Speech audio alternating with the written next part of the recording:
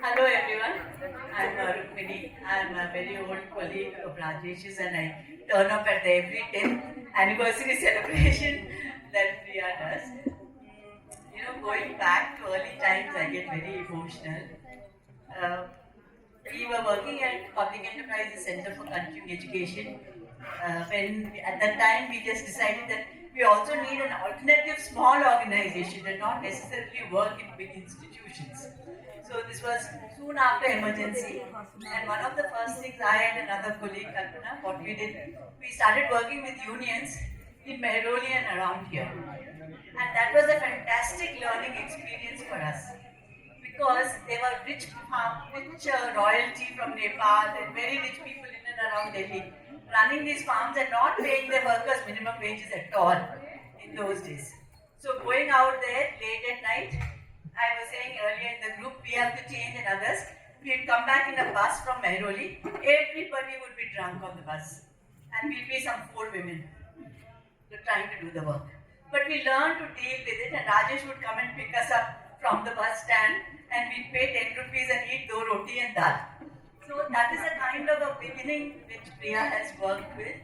And also we then worked and looked and reflected on organizations, what is happening with women's groups. We wrote up about structures because when we are looking for alternative organizations, we end up with mainstream hierarchies, ways of working, which destroy the spirit of trying to be different and creating another world. So we reflected on that. I can't say we have succeeded 100% on the change we want to see in our kinds of organizations, but we have come some distance, we have traveled some distance on that path. That we, like in Saheli, which was another women's organization I worked with, we had made a norm. Okay, if anybody comes to the office and asks who is your president, who is your secretary, jo bhi office mein hoga, they will say I am. And the thing is, it used to shock people. Some journalists would come and there'd be some 25-year-old sitting there with, badly made clothes and all that. Aap hai.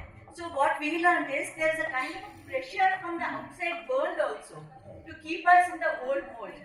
So it takes time for us to resist and to continue with our ideas and our efforts in the face of all this resistance that we get from mainstream society.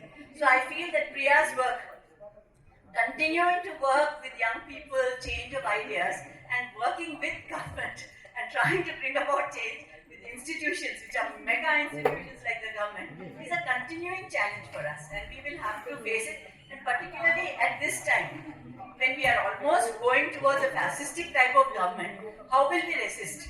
Will we continue with the old ways of working? Will that bring the change that we want to really bring? What are the new ways of working which we have to do? I think these are all questions for us to continue with. I have 2 small things, I know I'm very short of time.